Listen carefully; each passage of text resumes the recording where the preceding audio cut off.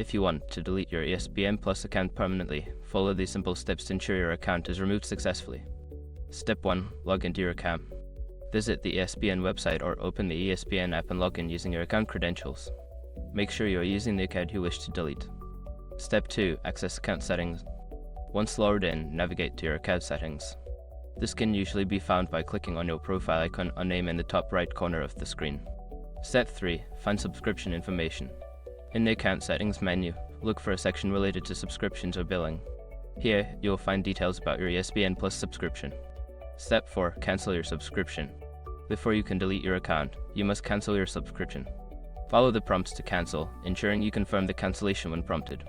Step 5. Delete your account. After cancelling your subscription, look for an option to delete your account. This may be under account management or privacy settings. Follow the instructions to permanently delete your account. Once you have completed these steps, your ESPN Plus account will be permanently deleted.